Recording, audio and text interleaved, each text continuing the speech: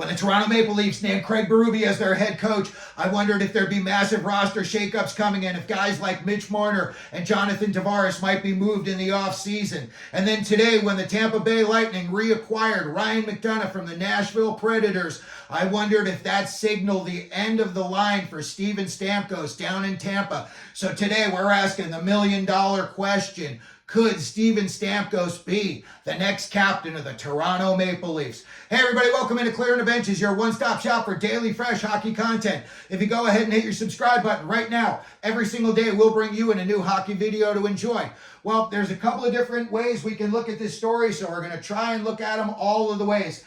First of all, today when Tampa Bay reacquired Ryan McDonagh, I thought one of two things may have happened. Okay, so we'll talk about Tampa Bay real quick. Maybe while GM Julien Brisebois was negotiating with Steven Stamkos, maybe they hit a brick wall and they've come to an impasse and they both realize it's not going to work out. They're going to go their separate ways. And maybe at that point, Julien Brisebois wanted to take out an insurance policy and he brought in McDonagh back from Nashville. And if need be, if Stamkos left, I'm sure that they would be very, very comfortable naming Ryan McDonagh the next captain of the Tampa Bay Lightning. I'm sorry, he was prior to his career down in Tampa, the New York Rangers captain, so he's very, very familiar with the pressure and being in the spotlight. So when I saw that move today, that was one of the things that I wondered. And the other way you could look at that as well is if you could say to yourself, maybe Julien Brisebois asked him, hey, is there somebody out there we could bring back or bring in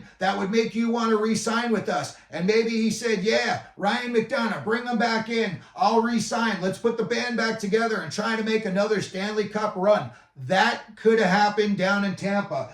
Either one of those could have definitely happened. Now, if Stamkos does in fact leave, that's going to leave about $10 million for Julien Brisebois to use in free agency. And when I looked at what they've got going on down there as far as their future picks go, the cupboard's pretty empty. I don't think they have a first or a second round pick in the next two drafts. So anything Tampa Bay does is going to have to be through either trades or free agency. Now, when you look at who they've got on their roster that's locked up, they got a lot of guys signed for a long time down in Tampa. They've got their top five forwards signed for the next 3 years. They've got Sergachev and Chernik on the back end for the next 6 years signed up. And now they just bought Ryan McDonagh back, and he's still got 2 years left on his contract. So again, without a first or second round pick in the next 2 years, they're going to have to do everything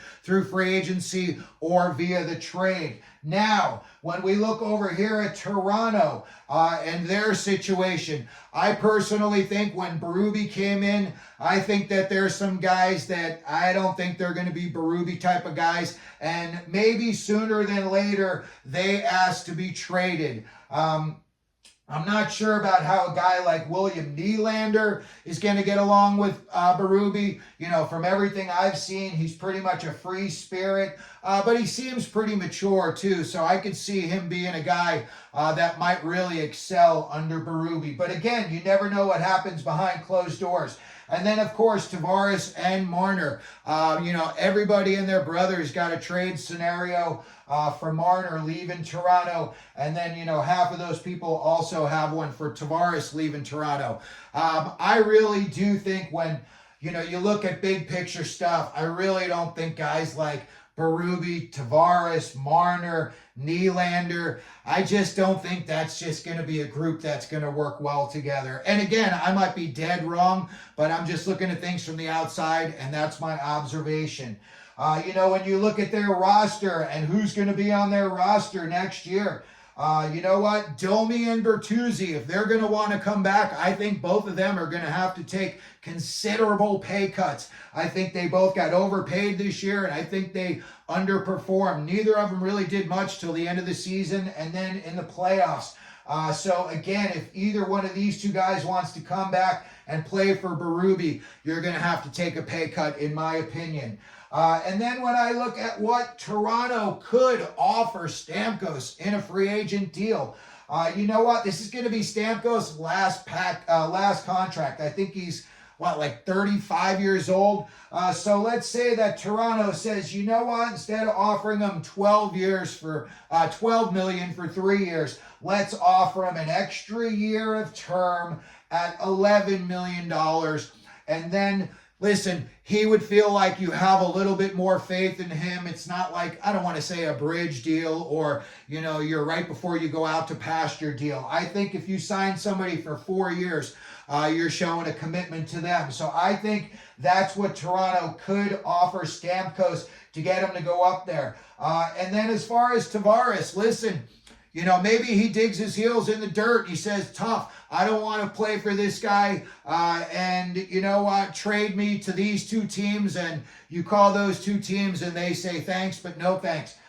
Maybe you get to the desperation point of a buyout. I don't think it'll ever really get to that point. Usually buyouts are so ugly.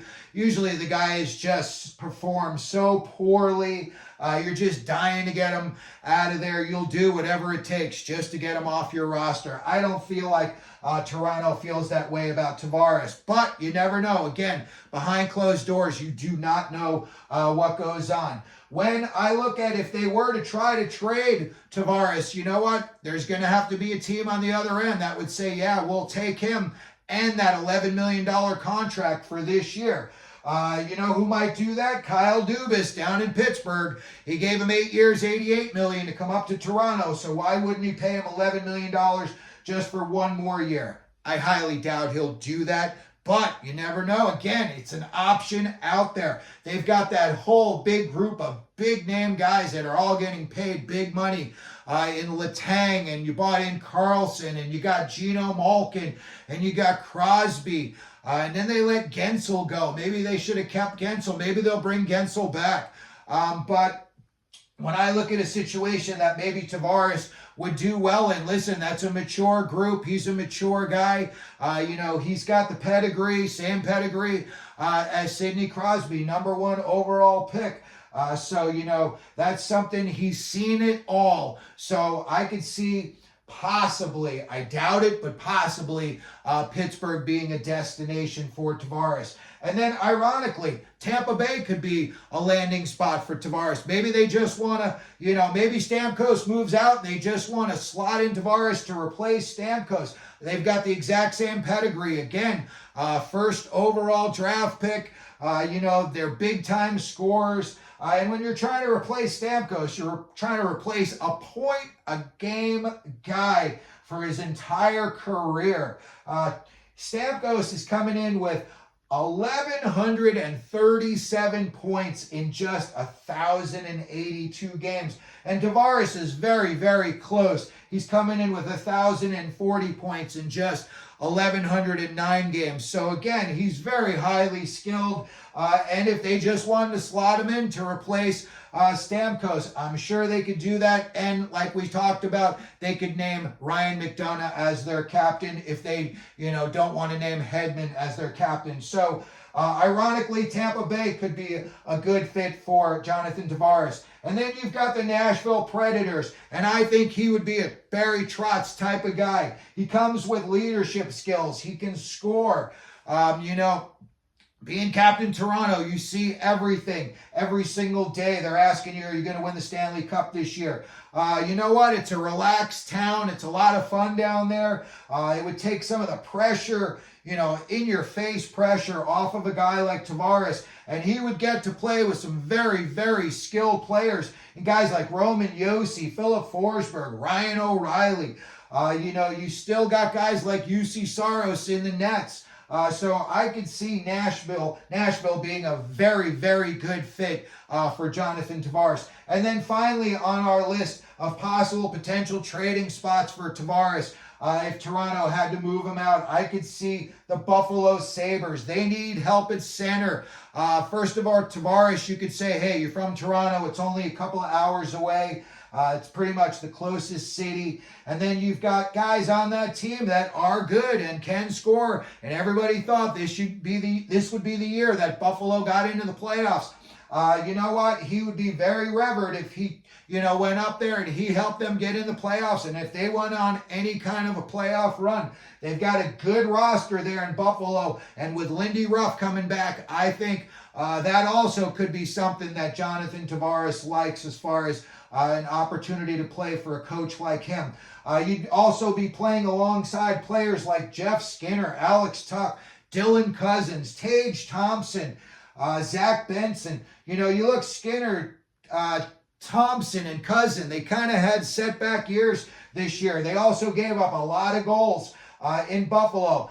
J.J. Peterka and Zach Benson are pretty much at the beginning of their careers. And on the back end, you got Owen Power, you got Byram, you got Dahlin. That is a good roster. And I think a guy like Tavares would fit in well and excel. They've also got Devin Levi coming up in the pipes. So that's how I figured this all out. I kind of, added it all up, and I went from, Berube coming in as Toronto's coach. I think they're going to make some roster changes. The McDonagh trade happened today. I think that could signify the end of the line for Stamkos down there. And I think it would just be a perfect fit for Steven Stamkos, Craig Berube, and the Toronto Maple Leafs, and all of their fans would be ecstatic.